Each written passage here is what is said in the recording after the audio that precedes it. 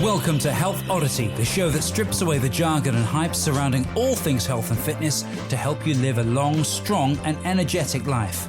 Lining up at the bar this week, here's Peter Lant, Paul Bassett and James St. Pierre.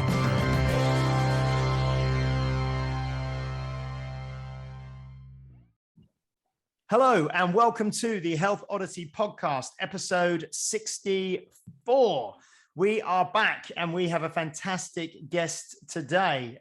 First of all, I'm just going to introduce you to the usual hosts of the podcast who you know and love by now. First of all, we have Mr. Peter Lant in Bath. How are you doing, Pete? I'm in Bath, not in the bath. That would be a bit weird, wouldn't it? Yeah. It would be quite dangerous as well, having all this technology around in the bath. But anyway, yeah, I'm doing all right. I'm excited for this one. We've had a pretty good chat already. So it's one of those things, isn't it? You have a chat and then you go, let's just start recording so we can get some of this on the Paul hasn't had a chat. Paul's coming cold and he's gonna work out what we're talking about as we go. We'll blindside him. We'll blindside him. And I'm always prepared. And we have Mr. Paul Bassett, who is in London near Putney or in Putney. How are you doing, Paul? I'm all right. Yeah, I'm not bad. I've always got a bag of chat. You know, I can pull it out whenever you need it. I've got some key anecdotes. I've got quotes. I've got all the kind of Alan Partridge, conversational jazz. You're like a walking meme. I am, yeah. Well, that is the first time I've ever heard the phrase "a bag of chat." I like it. Yeah, exactly. A bag of chat. Yeah. And I've also got a bag of something else that I can't repeat. And our guest today is Mr. Chet Morjaria, and I've known Chet for probably close to a decade now, I'd imagine. I don't know the exact year, but I first met Chet at a conference or a convention about a decade ago, and he was talking, and it was a kind of a strength and fitness and health conference, and there was multiple speakers there, and all the speakers were great. Everyone was talking about, you know, sets and reps and endurance and kind of building strength and technique, and Chet stood up and started talking about deeper things, really, I suppose you'd say, all the stuff that kind of underpins that, and kind of values and your vision for your life, and kind of writing and being creative and all that sort of stuff. And from then I kind of, I've stayed in touch with Chet probably for the last decade. We've worked together fairly consistently over the whole time on numerous sort of projects and things that I've done and things that he's done. So I thought it'd be really, really good to get Chet onto the podcast today. I also have a copy of his book here, his first book called Work Worth Doing, and Peter has got his copy. Hang on. You need to be talking to be able to see it now. There you go. I've got it. There you go. Yeah. Okay. And Chet's got his good. And we can do we need to send Paul a copy? Yeah. Well, I was about to say, I do want. I was just staying quiet. Well, it doesn't take long to read. We can read it out for him now if you want. So Chet's first book called Work Worth Doing, and it's aligning your value with your values and make a meaningful mark on the world. So we're going to have a bit of a different chat today, I think, that we're going to have with Chet, in similar fashion to the conference and the convention that I first met him at. All the stuff we're going to talk about is going to relate to you and your life and your quest to have more energy and have more strength and have more vitality. But it's going to come at it from a slightly different angle. So first of all, I'd like to introduce and welcome Chet, and then let him kind of explain, really. He's been on a bit of a journey with his own business and life and what he does. So I'd like to, rather than trying to hash it together myself, I'll pass over to Chet and he can introduce himself and sort of tell us a bit about his background and what he's doing now. Thank you, James. Thank you. Thanks, Peter. Thanks, Paul. I get the feeling you guys like approaching things from jaunty angles on this podcast anyway, right? Yes. Cool. And let me just say, James, on those conferences that we went to in the early days of our working relationship together, you were always the one that I looked to in the audience, because you were always the one making notes and like invested in what I was talking about. And I even remember on one of them where you in the hotel that hotel that we were staying in, the conference was held in that night, you did the work based off of what I said. Imagine that, someone actually paying attention to what you say and doing the work. And then you came back in and you were like, right, this is what I've got. What do you think? And that was such a brilliant conversation, and probably set the tone for the rest of our relationship, right, James? Excellent. Yeah, no, I remember that very well. And that was, I think it was maybe one of the Strength Matters conferences or something in London. Yeah, which was great. Yeah. Great. Yeah, exactly. So yeah, a little bit about my story then, and who I am and what I do. So I guess you could call me a business and communications coach, and I'm founder of a business called Realign Global. And Realign Global work with mostly coaches and consultants who love what they do. So they have this passion that drives them, but they struggle to actually put that out into the world. Like we all do sometimes. We've got these great ideas, got the passion, got the drive, but what does that actually look like in practice? So in their case, struggle to create meaningful offerings, meaningful communications and marketing within their business that are a true reflection of both their value, their worth, but also their values, what they hold to be true. So that's what I've spent, like James said, in one way, shape or form. That's what I've spent the last 10 years of my life doing. And if you look into what led into that, James, I think you said, let's talk a little bit about that. So I guess it started, my business and communications track started early. I got a master's degree in management, minoring in psychology from the University of St. Andrews. And yes, I was there at the same time as Prince William. And there's all sorts of conversations and stories to be had there, I'm sure. But the intersection that along the way, I discovered that I work best at is this convergence, this sweet spot between meaningful work and powerful words. And James, if you look at what I talked about over the years, I didn't know that. I didn't think that as clearly as I do now. I didn't think actually where I work best, where I put most value into the world is at this convergent point of meaningful work and powerful words. But look at all the talks that I did at Strength Matters and so on. They were all around either meaningful work or powerful words. And sometimes I got lucky and created a talk that was a combination of the two. And then I realized actually, this is what I do best. And there's a set of people in my life who really need this stuff. That set of people that I just talked about, who are very purpose driven. They want to give to the world. They are givers. They are people pleasers, Peter. We were talking about that just a minute ago. And, they want to give to the world, but actually it's the creation of offerings. It's the looking after and being true to themselves. That's the hard part.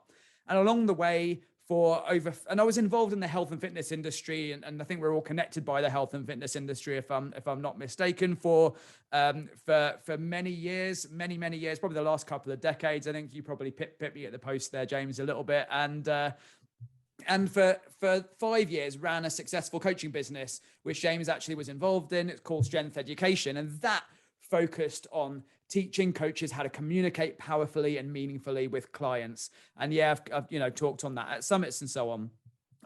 A little bit after that, then also became, and this is me sort of finding my path, as we all do. We try to do the work that is more meaningful and more valuable in this world. So I was getting closer and closer, and was editor or managing editor of Breaking Muscle, a health and fitness website.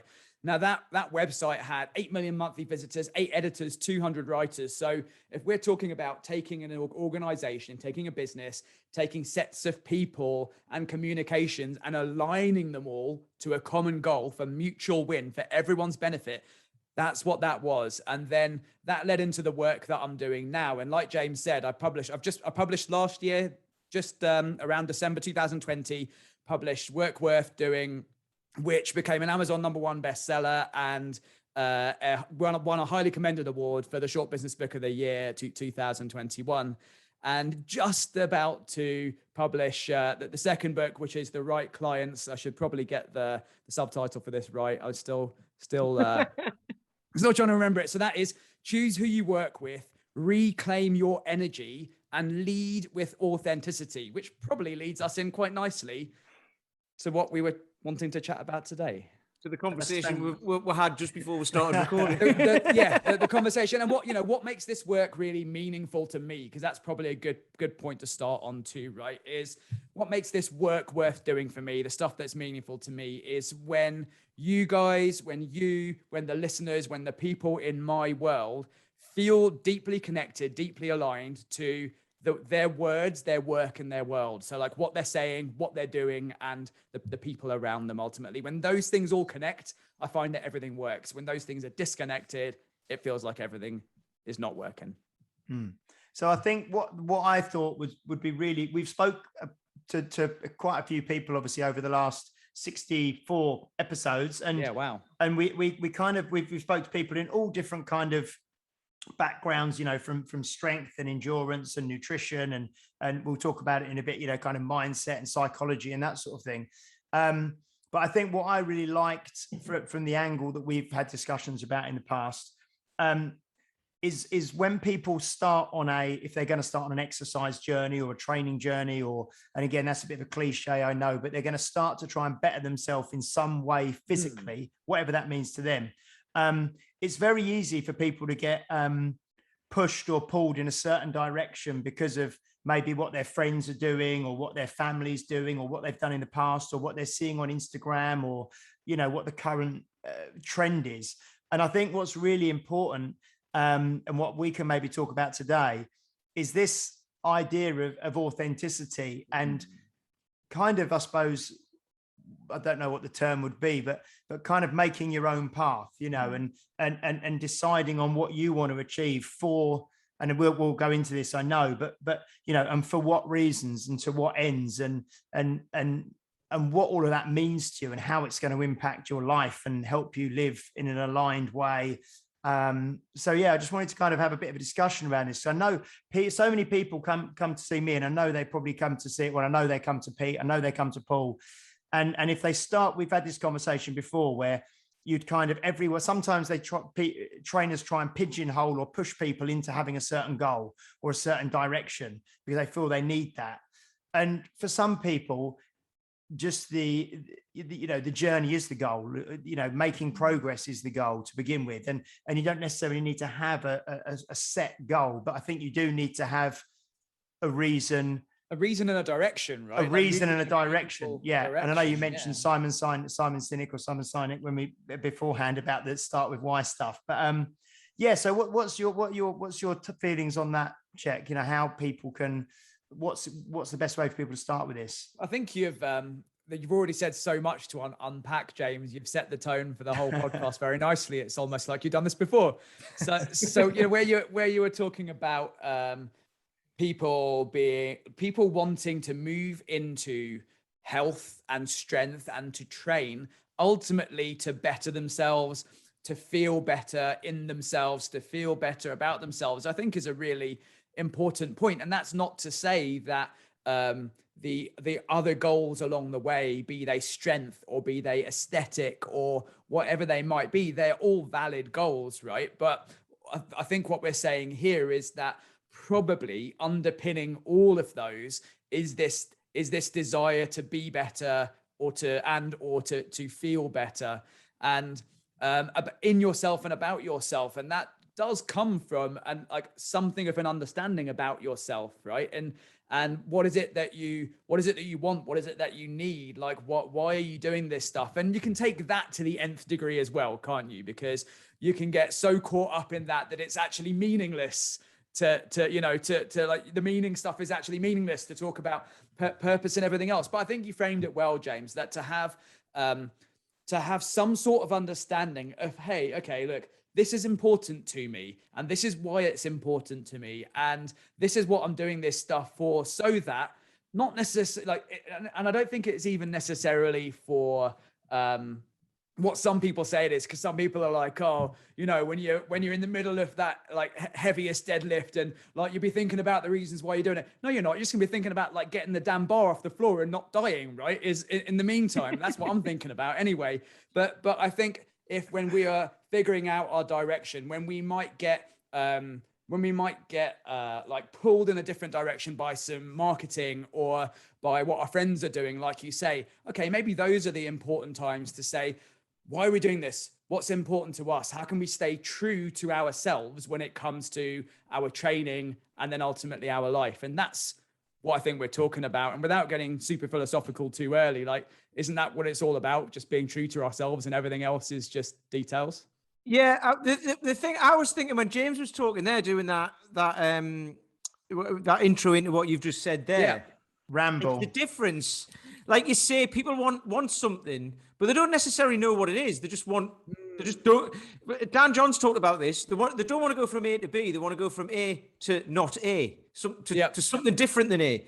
Yeah. And then there's a difference, like being marketed to and all that. There's a difference between being led by somebody, Yes, or being guided. And I know you talk about this a lot, and I've just said about, like, you know, it comes from like the book, you've asking the right questions and all of that. And it's like, it's not saying, here's what you need to do. It's like, okay, what do you want? Well, you don't know what you want. Okay, well, what don't you want? And what, you know, how do you want to feel? And and all of that. And then eventually you get to a point, and that doesn't have to be before you even start, does it? It can be like, you know, well, okay, what do you want to feel like tomorrow? Okay, well, let's do this today then. And then you kind of start, and then you can change it along the way as well, right? So, and isn't it funny, Peter, because James, you'll remember this in the strength education stuff. One of the messages I really tried to get across to coaches, because that was coaching coaches when it came to coaching and communication.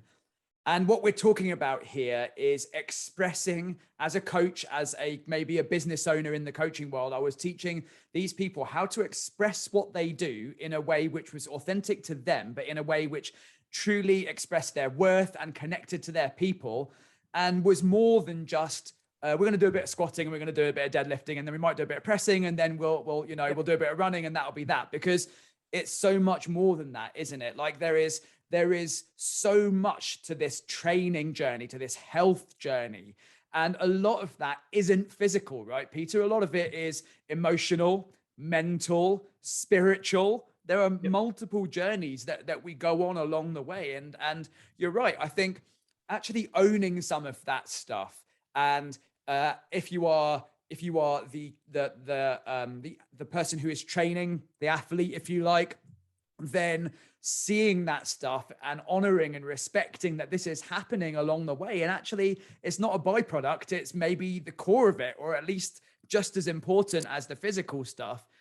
That's pretty cool. And then as a coach, if you can, like, if coaches can own that and say, here's what's going on at this point in time, like, here's the journey, here's where we're going, then I think that makes for just a more fun experience, a more worthwhile experience, and a better outcome, which you can then pin back to what helped you to get there. So you can say, right, like Paul or Peter or James, or the work that they did, actually, that was a big part of doing this stuff, which I think is a mutual win. It's also getting people to realize that, and then know that there's a plan. I had that. This is a very simple example, but I had it with my guys the other day. They've just moved up from doing stuff with like 224 bells to 228s, and they've dropped right down, and they're doing like 10 sets of 2 and all that. And I said, we're aiming to get to 10 sets of 10, but that will take a little bit of time and all that. And one of them goes, oh yeah, we might have that by Christmas, and like laughing, like, ha ha ha. And I was like, well, what else are you going to do? Well, like, you know, what else are you doing? You're going to do it anyway, so you might as well. So it doesn't matter how long it takes. It'll take as long as it takes. Yeah. And it's like, but we will get there, you know? Yeah. And then that I'm no doubt, Pete, speaks true to your values too. Totally. So I imagine that, you know, somewhere in your values, there's stuff around perseverance and around challenge and around all those different pieces that you mentioned there. Absolutely. What was great, just quickly as well, just to mention, just Pete, just talking there made me think, we've got a regular listener who's a client of mine called Paul Field, and this morning he posted a great picture up. Yeah, and he put it in the that was brilliant. Yeah, he put it in the Health Oddity Facebook group, and he goes out walking with his dog every day, and he needs to practice his chin ups a bit more. And I said, we'll try and find a climbing frame or something on the walking route where you can do a few chin ups every time you pass it, you know. And he posted an absolutely brilliant picture. It looks like it could be like a picture that goes on your wall, you know, of a silhouette of him doing chin ups on his dog walk. And I think the dog is sort of sat down, and it's that lifestyle, you know. And it's just, and there's there's so many cliches out there around all this stuff, but the idea of working towards a goal and the fact that it's not really, and anyone who's ever worked towards a physical goal or a financial goal or any goal and got there kind of realizes that when you get there, you just kind of reflect and you think, oh, like you releasing the first book, you know, you got the first book out and you sit and you think, oh, it's done. And then what's basically you integrate it into your existence and then you go again. Sorry, that was I'll repronounce that. You integrate it into your existence is what I meant to say, and then you'll go again, right? And I think exactly, and that's what you're talking about, James. Yeah, and it's not the getting the goal or it's not the getting the goal that's important. It's the working towards the goal and who you become and what you learn on the way there, isn't it? And then whether you get there or not, at the end, you're a different person when you get to that. So then you set the next thing and you've progressed and you've moved on. Page 4, James, there's no ultimate destination, only meaningful direction. Yep. Yeah, brilliant. Yep. Well, I like as well, actually, this is how Paul will read the book. I'll just read elements out to him as we go through the podcast. And, all as good as read it by that point. What I like with it is your stuff that you put on social media as well, Chet. I have to read it about 3 or 4 times because you've got like, and my work here is done if you have to do that, Peter. I'm glad. Yeah, but it's like, exactly. No, I know, that's why I'm saying it. It's like the same sentence, but written a different way, or with a like align your value with your values. It's like you go, well, what the hell does that mean? It's the same thing, and then you go, no, because you're like what we were talking about. If you want to, people think they always need to help people, or they need to be there for like wife and kids and or husband and kids and all of this, and they need to be there for them and give themselves over to all of that. And it's like, well, there is that. But what about you? Like we were talking about this at the start, and it's like, so that's your value. Your value is what you can give to other people. But like, how do you align your values to it to make you to build yourself up, basically? Because otherwise you end up burning out, right? And it's like a huge thing. Totally, Pete. And that's a really good point. In the meantime, just as an aside, as a jaunty angle, I have really interesting conversations with my publishers around what you just said, because they're like, yeah, this sentence is a bit ambiguous. I don't really know what it means. I'm like, yes, that's exactly the point. If someone this would go against your values, wouldn't it? Because if someone read it and goes, all right, okay, that means this, so I have to do this. Yeah, your work isn't done because your value will be like, no, you need to read it and then decide what you're going to do. That and connect to it. But yeah, Peter, let's get to the important point. So what I heard you say there was, okay, look, there's this meaningful life that we hear about often, and James, you were talking about it too. This idea of doing something, training, and then integrating it back into your life. And none of this stuff happens in a bubble. Your business goals, your financial goals, your physical and training goals, and your health goals, they're all life goals, right? They all happen in conjunction with each other. And then Peter, what you were saying there about, okay, well, look, what does it actually mean? Because I think this is what we're talking about. We've mentioned these kind of nonsense phrases, or perhaps semi-meaningless phrases that are out there in the world. And sometimes it can be like your why, like not that finding your why is meaningless if you can actually practically use that in your life and in your work and in your goals. But also this idea maybe of being true to yourself. And don't get me started on avatars. That's a whole different story, but and probably a whole different podcast. But yeah, look, I've been down that route. Being true to yourself, being authentic.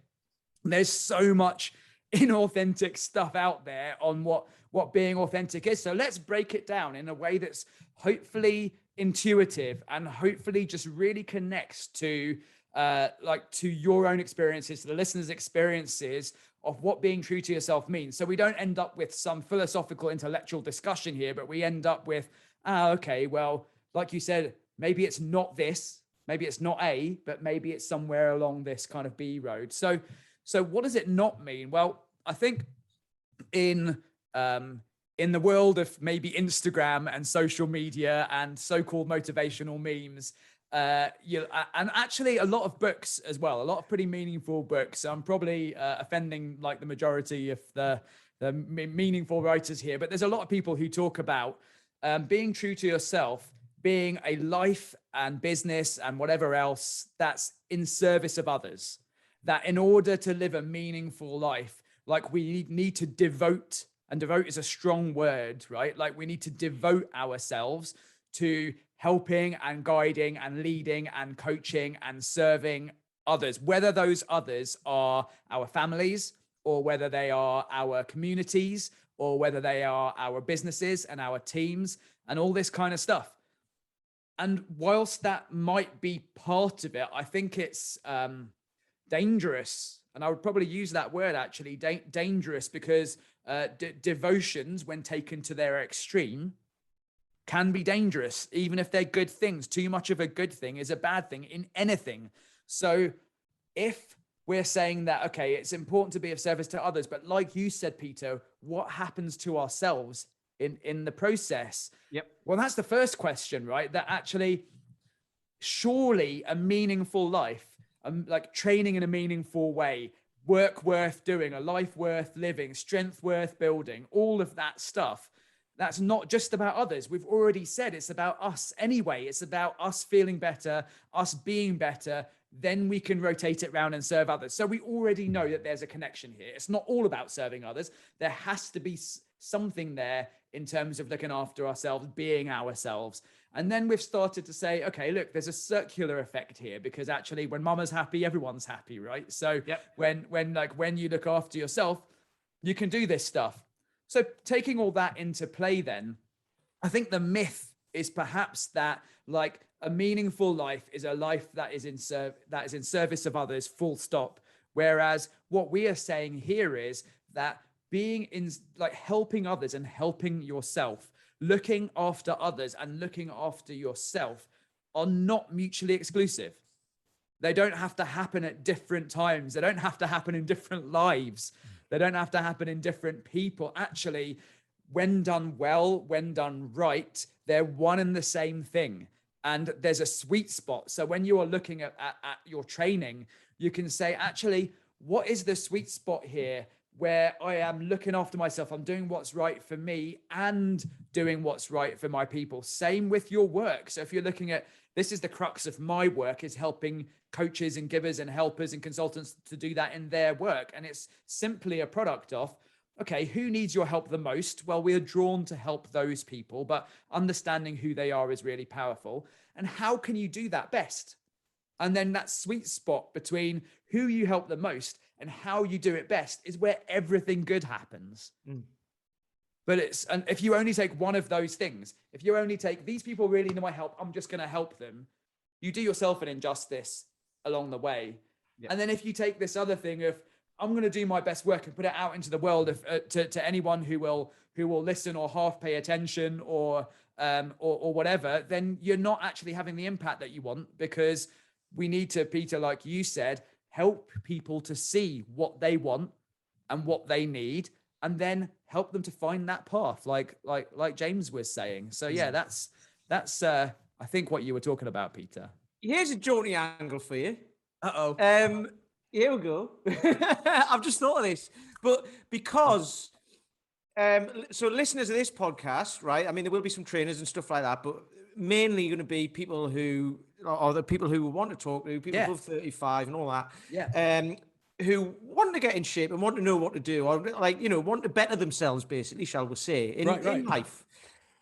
How do they?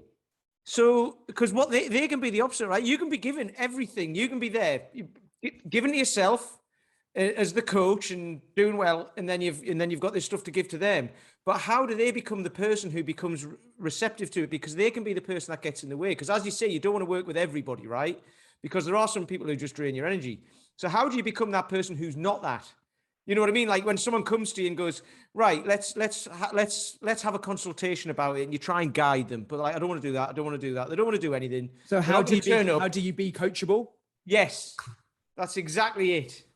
It would have been quicker for me to say that, but I wanted to embellish a bit. It's a good question. I'm just gonna explore the first jaunty angle that comes to mind, and then we can go from there, right? So when we say that someone is the wrong coach, so let's say you're listening, you're 35 plus, you're wanting to better yourself, you're wanting to improve your health or whatever, and you're trying to find the right person for you.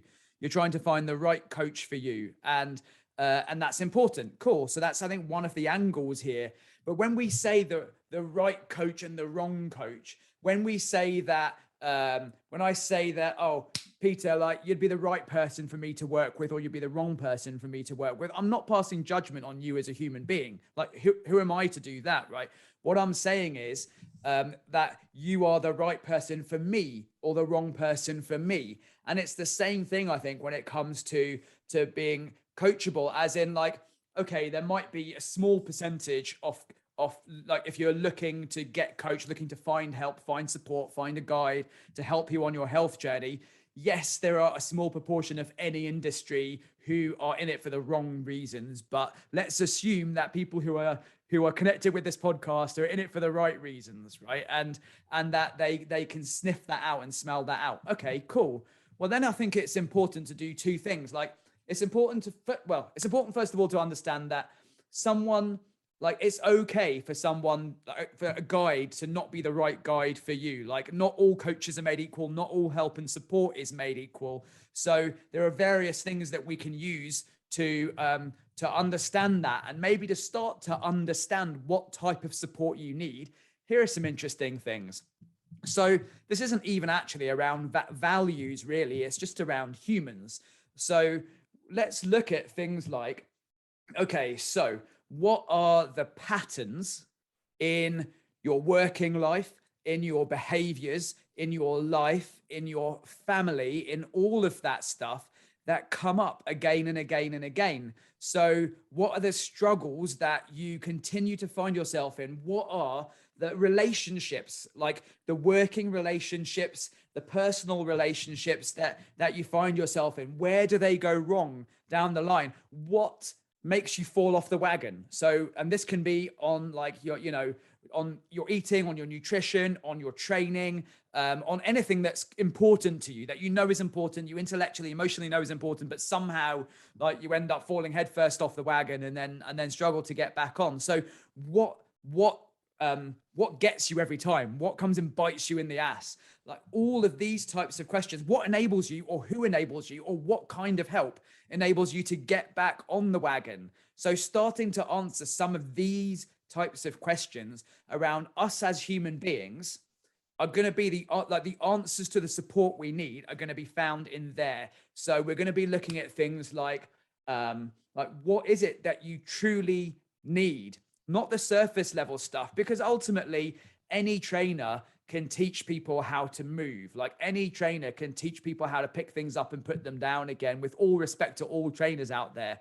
But actually what we're saying is like, as a trainer, what's your uniqueness? Because as a trainer, if they can communicate that, then someone who is looking to get coached and looking for support can say, okay, like, well, I can do the deep work to figure out what I need. Now I know what I need. Be that someone who helps me with the basics. So it might be that sometimes you overcomplicate things, right? We all do that from time to time. We overthink and overcomplicate. So actually a trainer who then, this is talking about being coachable now, a trainer who is someone who is really caught up with the details and the fancy stuff and all that, they're not going to be someone who helps you. They're going to send you further down your rabbit hole, right? But a trainer who is someone who just sticks to the basics and is really good at that super consistent basic stuff, well, that might be the type of trainer that you're looking for example, right? So that's just one example, but understanding what it is that you really need will mean then that the training is meaningful as well, because you're going to go to that person for the right reasons. You're going to go to them for more than learning how to move. And that's what we were talking about in terms of owning the journeys, which means that the lessons from that training, I know because I work with James, that the lessons that James delivers through his training directly and indirectly directly impact people's lives. And Peter and Paul, I have no doubt that the same is true for yours too. But isn't that what we're talking about? Isn't that then being coachable, being able to receive coaching, allowing you to undergo a meaningful journey, enjoy it along the way, have fun and fulfillment, and actually get some good results, and then start all over again? I think that's brilliant, because what you've just said there will really help. Because the way I was thinking about it when I was asking the question was like, because some people will have a coach or whatever, and they'll be like, oh, it just annoys me, and they don't turn up, and they're not consistent or whatever. and there's nothing wrong with saying, right, are you in questioning that and saying, are you the coach for me? Yeah. So I'll go and find someone else. And like you say, it's not personal. And I know as coaches, we'll have all taken things personally in the past, but then you learn to get over that, don't you, when you, after a certain amount of experience, because you're not for everybody. And that's just the way it goes. It doesn't mean the person doesn't like you and they don't think you're a nice person. No. They wouldn't go out for a drink with you or something. They just don't want to spend all this And time being here's an coached by interesting you. thing, which is probably going to piss off loads of trainers out there. But as a client, as someone who is, like wanting to find the right support for you and your health journey, here's what you can do as well. So great first question, Peter. Like, is this the right person for me? And what are some really simple stress tests for this? Right? Let's just take a really intuitive test. Would you go on holiday with your trainer? If not, I know James takes his clients on holidays, so it's a really good test. James is taking that to a whole new level. Yeah, exactly. And the reason that I'm asking that is it's a really human test, right? So actually, if you connect with that person on a human level, that's probably the basis for something really good. So are they the right person? Then another question you can ask is this the right thing? So sometimes, with all best intentions, and this is why I'm in a job, that like trainers or coaches will have best intentions. They'll really want to help their people, but they just won't know how to put it together in a support package, like in a training package, in a membership, or in a program, or whatever that might be. They've just got it wrong somewhere along the way, and they didn't mean to get it wrong. They really want to help. So here's a good thing that you could do to your trainer, not do to your trainer. That sounds really bad. Like here's something here's a good conversation you could have with your trainer is, and believe me, like trainers need these conversations as well, is you could say, look, really love our relationship here. Ideally for me, here's the support that I would love. Like, here's what I would love. And here's what I think I need. Now, your trainer might do a few things. They might tell you to F off, or they might say, cool, thanks for the feedback. Hopefully they had to say that before doing whatever then they do with it. They might do nothing with that feedback. They might do everything with that feedback. They might ask you for more feedback, but what a great conversation to be having. I think there's real mutual win in there, because often these client-coach relationships will occur where the coach doesn't realize that that's what the client needs. So if you voice your needs, then it will say a lot in terms of whether that coach comes back to you and says, look, totally get that. It's just that within this business, there isn't scope for that. Okay, cool. I get that. And then you've got a decision to make as a client, or yeah, cool. We can lean things in that direction, or something else. But now we've got a meaningful conversation occurring around needs and meeting those needs. And that feels like a pathway to good things to me. I mean, that's one of those things. It could be a service agreement. It's a service agreement between you and your client. And the one thing I've noticed over the years is, on one hand, I do have we have a friendship relationship, but ultimately we're a service. Yeah. And then there's that professional distance, that you need to maintain in order to have an objective opinion. And I try, we socialize and we have a community and we get on. But I like to keep a professional distance. I made the mistake years ago when I was working with musicians to be a bit more like one of them, particularly when I was quite young. And that never works when you have to make difficult decisions. No, it's like the 2 beers rule when you're going out with when you have a night out with a group of clients, isn't it? Like, never be out past midnight, two drinks and then you're out. But I hear you, Paul. I think what I was saying is more around so that holiday thing. James does take it to the extreme, but what I'm saying here really is like that you choose to keep a professional distance for your reasons and for the right reasons, Paul. At the same time, that doesn't mean that you don't have that human relationship and that human connection. You just choose to express that in your business in a way that serves both of you well, which is professional distance in your case, right?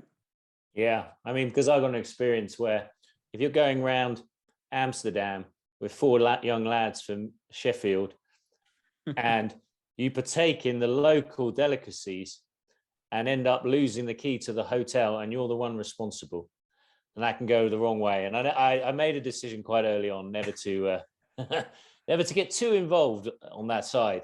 Well, local delicacies could mean so many things there. I'm not going to question you on what exactly you meant, but it was a different time in my life when there was more. I took more chances. And here's an interesting perspective, just to bounce off what you said there, Paul, around experiences in your life and the people that you help. James, you'll have heard me say this before. I think the cheat code to finding the people who you can help best as a coach, and finding the people who can help you as a client, finding the coaches who can help you as a client, is that coach is probably going to have been on a similar journey to you, and they're probably going to be a couple of steps ahead.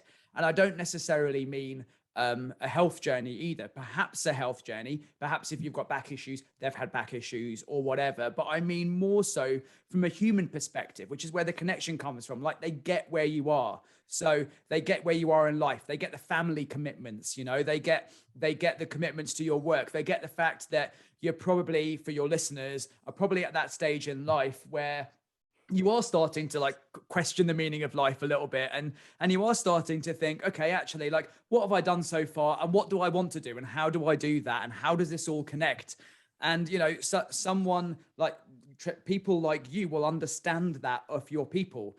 So looking for someone who is a couple of levels ahead of you, and actually probably only a couple of levels ahead of you. So, not 5 or 10 levels ahead of you, because someone who is just a couple of levels ahead of you, it's okay to look at your coach and say, oh, that coach is still figuring some of this stuff out. Yes, that's why they're so good at helping you, because their brain, their whole being is consumed with figuring this stuff out. It's just that they're 2 steps further along the journey. And guess what? When they will be 2 steps further on from that. So you grow together.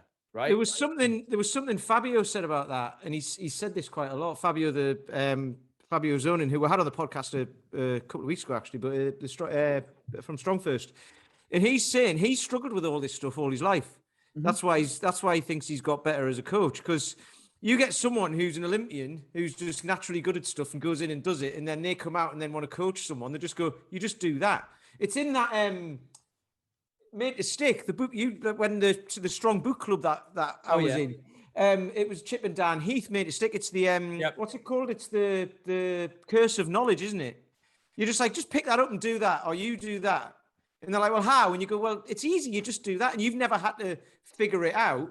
So therefore, it makes it harder to explain to someone. But if you've muddled through this and you've come from the place that person is, then who's the best person to help them? You're going to be, like you said, you're only a couple of steps ahead, you remember it. Yeah, and you can take that at a very literal, practical, physical level, or at a human level, right? So, for example, so I used to coach Olympic weightlifting for many years, and I wasn't too bad at it either. The coaching part, I was bad at the Olympic weightlifting, and that was the whole thing. And it actually took me, I think it was overall, and this will make you laugh. It took me 18 months, I reckon, to physically, as in for my body to comprehend and actually create full hip extension, the proper full violent hip extension that I needed. So some people I know can do that in 18 seconds, never mind 18 months. They're like, oh, do you mean like this?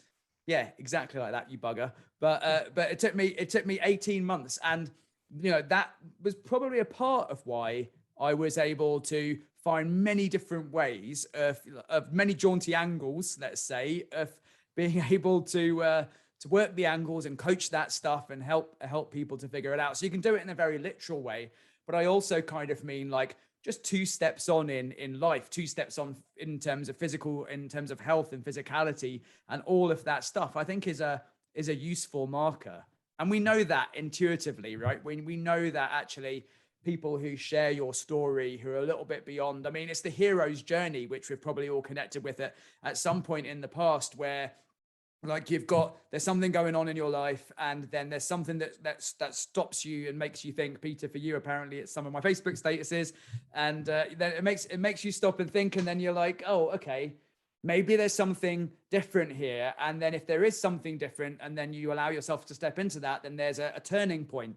And you say, okay, well, I'm not content with the status quo anymore. I'm not content with being unfit. I'm not content with not being, as strong or as fit or as healthy as I need to. Something needs to change. There's usually a trigger, a catalyst, something that happens to you, something that someone has said, or something that, that an event that makes you shift your perspective. And then you shift your perspective and, okay, cool. So then you move into this new way of doing things, and then as you move into this new way of doing things, there's struggles along the way, and then somewhere along the way you pick up a coach, because a coach can help you through this type of stuff. And then so like, okay, you get coached, and then you move in a meaningful direction, and you find yourself at an outcome, and then you get to this outcome, this place that you wanted, figure out that there's loads more to it anyway, and your whole world opens up, like you were saying, James. But then also you have this need and want to bring this back home, right? So you bring it back to your community, you bring it back to your family, you bring it back to your business, you bring it back to yourself. Maybe you become a coach. You know, some people choose to go down that path and then do that. So this is the journey, and this is the hero's journey. And I can't even remember why we started this conversation now, but yeah, that's how I see it.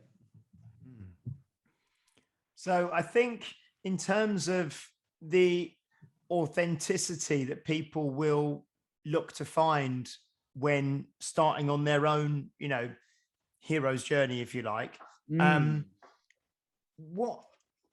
what advice have you got for people? I mean, is it best just to kind of get started and then course correct along the way? Is it best just to take some action? Is, you know, this kind of idea that you take imperfect action and you kind of course correct as you go, and then things will be revealed to you on the path, as it were. Because I think a lot of people maybe sit around. I know a lot of people at the moment, we're recording this on the 2nd of November. It's going out at the end of November, I think. So probably a lot of people might be listening to this, and it's going to kind of be the end of November, the start of December. Yeah. And if people aren't already in some form of training, you know, if they're not exercising, if they're not training, December is not typically a month where people start exercising, is it? Most people will put it off to January, and they'll kind of be, oh, well, we'll get Christmas and New Year out the way, and then I'll get started, you know. But I often find that December's probably about the best time of year to actually start, because the gym's going to be quieter, or you know, if you are going to train indoors, it's going to be quieter. And also you're kind of getting yourself, you know, going before January. So, I mean, what do you think from a coaching perspective, from just a human to human kind of perspective, finding that authenticity in your direction? What would you kind of recommend?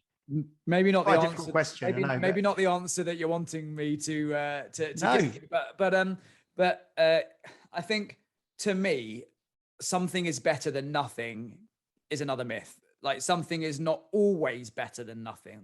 Sometimes it is, often it is, but I'm not sure that it always is, because actually, if that something is the same behavioral patterns that you have put yourself in like many times, then it's not going to help you. And so I was having a conversation just before this about someone who, from when they were like their family life, to their sporting career, to their business career, this is literally the way it went, to their business career, to other businesses that they've been involved in, found themselves in a real kind of behavioral loop of looking to people for guidance, but because of like what was, you know, how they were brought up and the work ethic that was instilled in them, look to the wrong people for guidance, always ended up finding the wrong person to try to help them. That person wanted one thing, you know, the person I was helping wanted something else.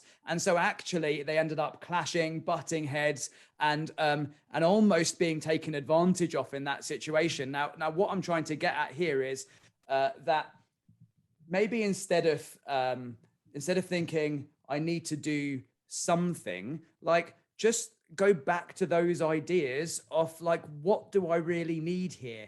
Do I need the help with accountability? Like, do I need the help with do I need help with figuring out what I need? Because not any trainer is going to be helping you with that. Like, do I need help with let me think, like, actually doing what's right for me? Like, will I go into the gym and train in a group environment and get so carried away with helping others in my group that I, even in that environment, because that's just my personality, that I won't get most out of it, and actually I'd probably end up just spending loads of money helping other people and not finding something in myself, right? So all these types of questions, although they might seem quite deep, is December is probably a useful time to reflect on those and then start some conversations and get into it either in December or in January or whenever. So it's not a super clear answer to your question, but I guess it's just wanted to dispel that myth for a second that that something is always better than nothing, because like I think you've got three pockets of behaviors here. You've either got like the behaviors which cause you to self-destruct somewhere down the line. That's definitely not better than nothing.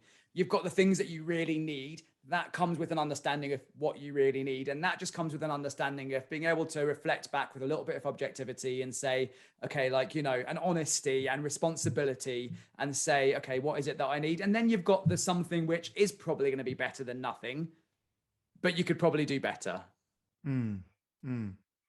I mean, Yes. we could talk about values and stuff here. And I think we almost wanted to, like, you know, the book is about values and we started to, like, you know, we thought, okay, we're probably going to end up talking about values somewhere down the line. And the reason that I haven't brought it up really in this conversation is it feels like the conversation we're having is a little bit more practical than that. And it's, and, you know, and it's, so you're asking some really sort of pertinent, practical questions based off of, okay, look, if someone is in this situation, what can they do? And the answers aren't always easy, but or necessarily simple, but I think that they are meaningful. And look, if someone wants to figure, like if you are 35, 40, 45, 50 or whatever, you probably know this, even if you're listening to this and thinking, Chet, you're talking a load of rubbish. Like, I just want to go and get a sweat on and lift some tin and put it down. Yeah, you do. But then you will know that at some point down the line in different aspects of your life, you're kind of questioning the whys, you know, you're questioning okay, like, why am I doing this? And how can I do this in a way which better integrates with other aspects of my life and actually allows me to become a better person and be better in myself and feel better in myself, which is where we started, as opposed to just be healthier. Not that that's a bad thing, but it's one part of a big puzzle, right? So I guess that's the one take home here, if there is one, that like none of this stuff happens in a bubble. And if we can start to see how human impacts health and health impacts human, and this is where we started our work many years ago, James, right? With the human always starts and ends with us and starts and ends with the human. So if we can just pick into that a little bit, you don't need to like read tons of books on it or like spend, you know, weeks and weeks thinking about it. But if we can just like not continue with the default and for a second and just pause and say, actually, what effect is this having on me? What is this having on my relationships? Am I going to the gym? Am I having to fight against my family every time to actually like get to the gym? Is there a better way of doing this? Can I do this in a different way that integrates my family, that I have their support with it, or something like that? Like, that those are the meaningful questions, I think, especially for Health Oddity listeners. I think that, right, I think we should talk about values, actually. I was trying to avoid them, Peter, damn it. And well, we can if you want, but I'm joking. No, I think because I've said this a lot, actually, because it seems like everyone's talking about values now, but James keeps telling me that's not true. We are. Not everyone isn't. We are, because I've been listening to you and I've been working with Pom, who works with you as well, and in our communities and networks. So we have been talking about values, but it feels to me like everybody is, because of the people who I'm listening to are talking about them. But when I work with Pom on getting my brand together, you know, we mentioned this before we started recording, because values are great to have, right? But you can say to someone, what are your values? Or what values do you think you hold dear and you want to put out into the world? Sure. And they'll come up with like a few things that are just words that everyone should probably have anyway, like trustworthiness and all of this sort of stuff. Integrity and blah, blah, blah, right? And it's like, okay, that's great.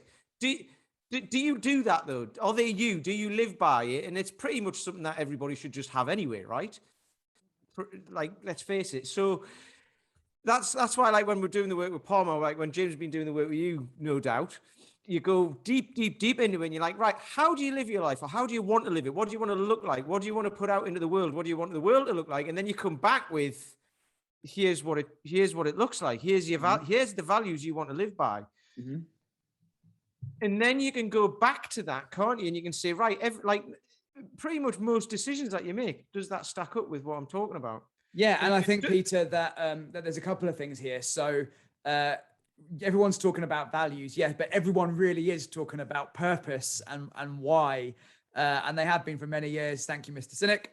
And even in so in business and in entrepreneurship, there's a real drive at the moment for purpose-driven business, whatever that means. But actually, the stuff that pervades that is the same thing that you've been talking about, Peter, in that, like, so, you know, or the only difference is they'll throw more money at it. So they'll spend money to engage these consultants who will then go in and give them, like, help them figure out their values, or actually give them their values probably. And they're just words on a page, or actually maybe they end up being words on a wall when it comes to the business, but they're still no better, right? So there's a couple of really simple things I can point the listeners to in terms of, okay, if you're connected to this concept of values, and more so if you're connected to this concept of purpose, which I imagine most of your listeners are, because they're connected, conscientious humans, right? And if you are like most humans who have maybe watched the Cynic 18-minute TED Talk, or have read Start With Why or whatever, and you're like, hey, this is cool, I want to do this, but have never really been able to come down to what's my why, you are not alone. Like most people are in that camp. And there's a couple of things that you can do very practically, and there's going to be a little bit of a plug for the book in here, so apologies in advance for that, but this is where the stuff is. So what I would say is, first of all, create values in a meaningful way. How you create your values, how you create your mission, how you create your vision is just as important as the result. Exactly like training. It's not just about the result. In fact, it's not really about the result in some cases. Like, it's just as much about the journey as it is about the result. So, like, how we create these things is really important. In a business, that might mean involving much of the workforce, right? Much of the team. That's going to be a really important way of doing it, as opposed to top-down values, which never really work. Vision works like that, values don't. But in terms of us as human beings, what's our values? Here's a really straightforward way of doing it. And this is like a 15-minute exercise that you can do to really come up with your values. It's called Words to Live By in the book. It's in part 2 of the book, and it's called Words to Live By. And James, we've done page this. 67. Page 67. I was just looking for the page. Thank you, Peter. But I can't multitask, so I appreciate you doing that. So open at that page, actually. I know I should have bookmarks and fancy post-its, shouldn't I? But James, you've done this exercise. It's the anti-values exercise. So this is the interesting thing. For after years and years of trying to help people come up with their purpose, their why, their values, I found that asking people, okay, what's really important to you? Like, what do you stand for? What's really meaningful to you? They're really difficult questions to answer. Whenever I'm like, okay, Peter, what pisses you off? You're like, okay, how much time have I got? I was going to say, let me go. Yeah. Need more paper.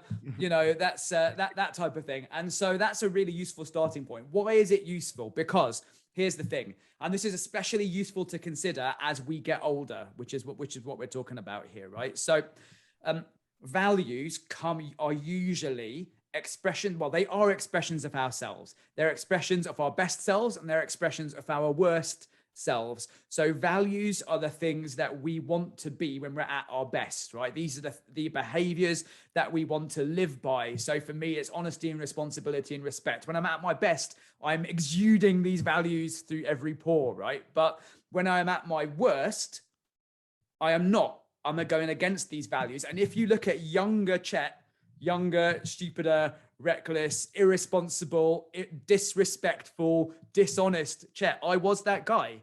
And a lot of the time, this is where our values come from. They come from parts of ourselves, previous versions of ourselves that actually we don't like anymore. And we have changed and we have transformed. And change and transformation is at the heart of coaching, which is why this whole bloody thing works, right?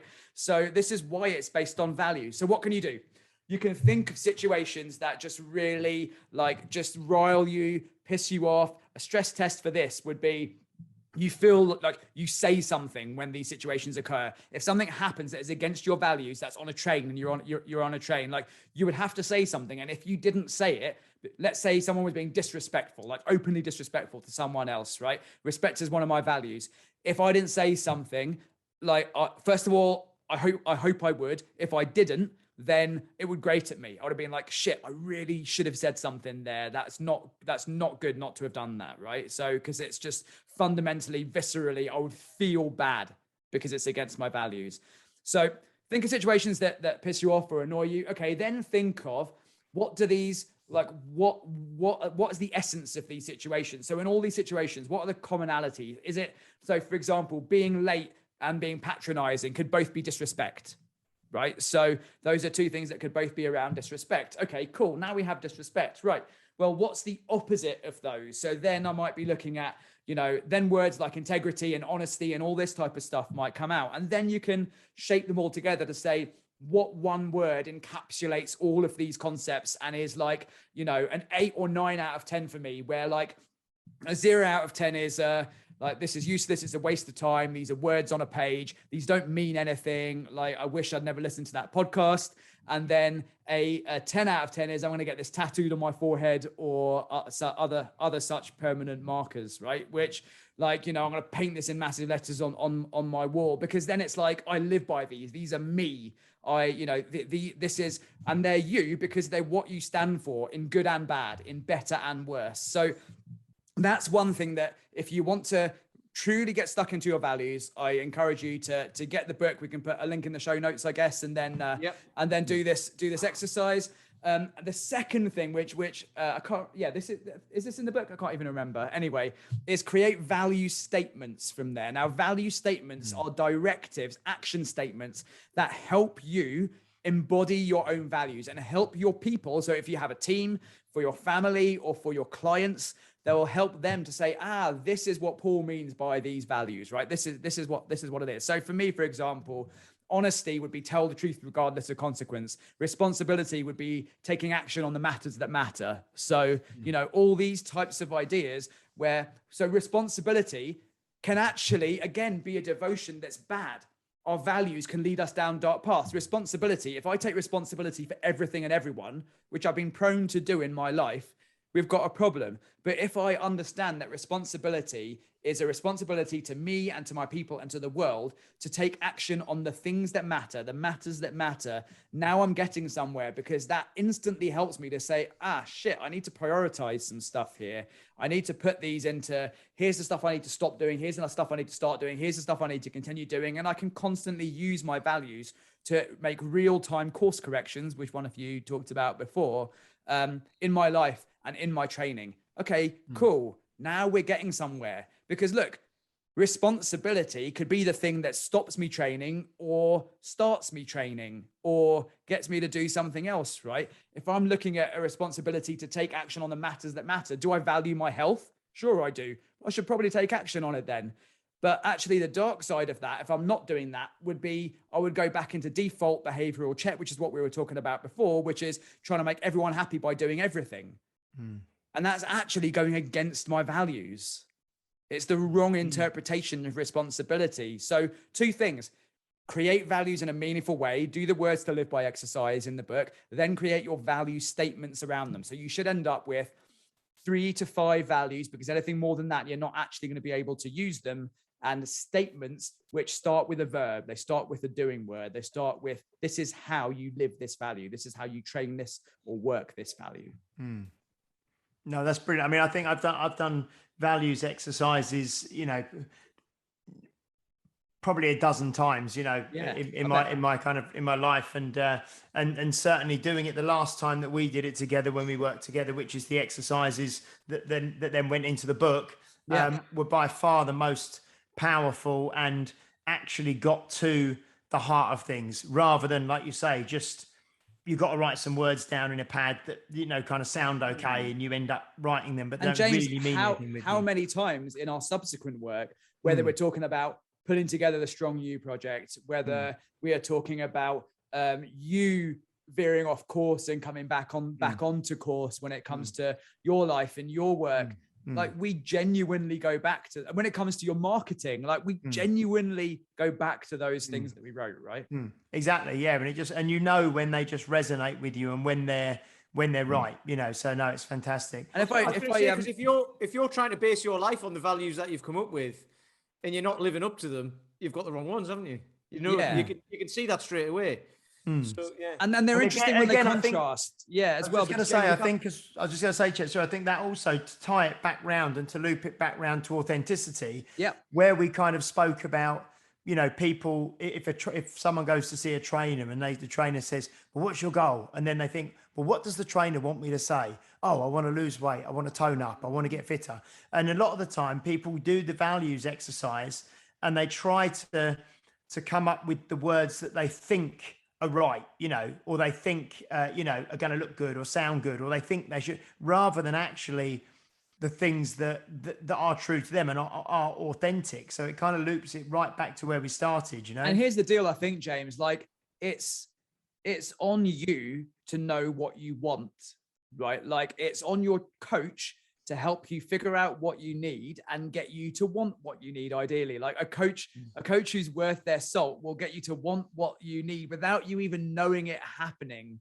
So, but if you can't come into that situation knowing what you want, and I'm speaking to this as a client and as a coach as well, that's a really difficult working scenario. So when we're talking about values, this is an idea of, okay, here's what I want out of life. Here's what I want out of my health. Here's what I want out of all of this stuff. Then you can have a conversation about, you know, what you need in order to facilitate that, or how what you need connects with that, or how we can channel that want to get to what we need. But I can tell you that, like, you know, as a human, when you don't know what you want, which is where values and mission and vision come in, you feel lost. And as a coach, working with like most clients, bless them, don't know what they want, and it's hard, right? But when you have clients who know what they want, you can do much more impactful work in terms of what they actually need, which is why I start all my client interactions with the values and the vision stuff. Because once we have a mutual understanding of what it is that you want, cool, we can do anything from here. No, that's brilliant. I think that's probably a really good place to wrap up, actually, Chet. That was like we started the conversation, and as we said before we started recording, I wasn't exactly sure where it was going to go. I had a rough kind of, you know, this word of authenticity to hang the conversation on, and I think it's been fascinating. It's been very different, and I hope and I think a lot of our listeners will have got a lot from it, and it will have made them think. So thank you. That's brilliant. If people want to find out more about you and your work, and you know, and maybe get themselves a copy of the book and that sort of thing, what's the best way for people to connect with you and to find out more, Chet? So I would probably say the book is the one main thing. Like that's the place to start. If you connected with this conversation, then read the book. It's really short and readable, and it's even got pictures in it, cartoons, illustrations. So did you draw them? What's that? I didn't. My drawing is about as good as my triple extension, Peter. So that wouldn't happen. But I had a really talented illustrator help me, and a different talented illustrator help me on this one. But the reason is because I wanted it to be a fun, fulfilling, rewarding experience to read the book, just as the work that I'm talking about in it. So read that. And then at the back of the book, it's got all my contact details anyway, in terms of how to get in contact, how to take the next steps and everything else. And if you want to look me up on socials, I'm Chet Morjaria, as is appearing on your screen right now at the bottom of my mugshot.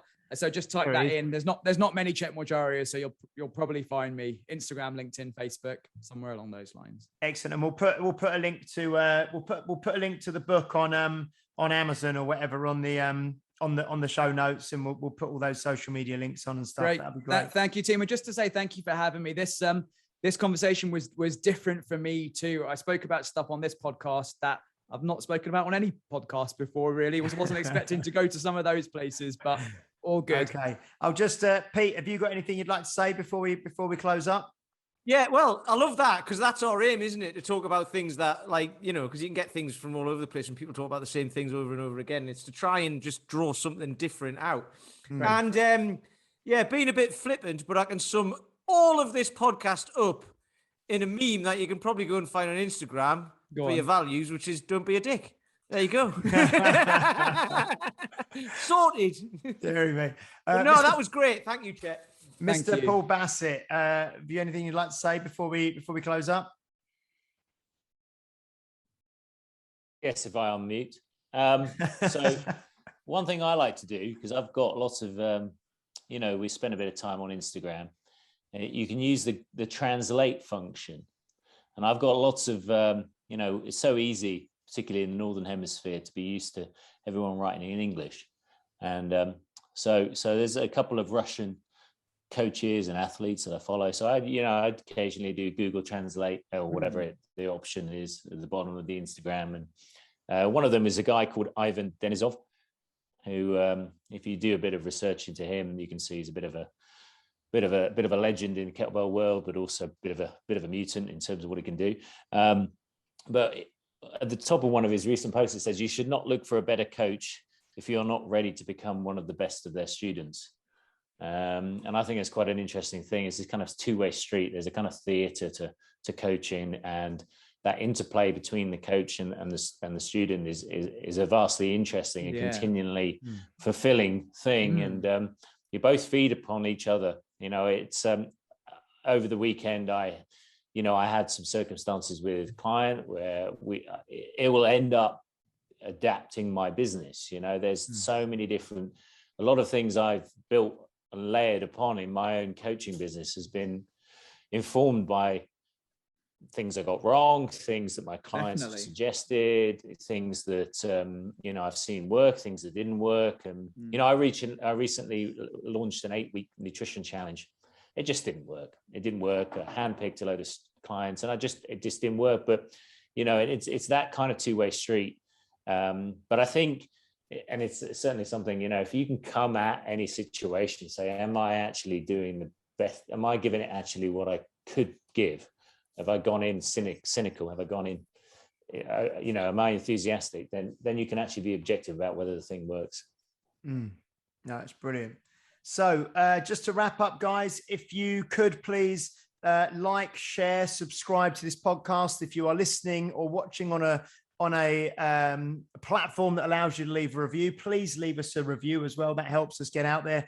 And if you'd like to join the Facebook group, just search in groups Health Oddity and join that, and then we'll let you in there to continue the conversation there. Thank you so much to Peter Lant, to Paul Bassett, to our guests for today, Chet Morjaria, and we will see you all again next week. Thank you, guys. Take care.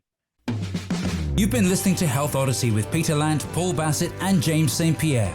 To get your regular fix of hype-free health, you can subscribe and leave a review wherever you get your favorite podcasts. You can find out more on today's and other topics at healthodyssey.com, or find us on Facebook or Instagram by searching for Health Oddity.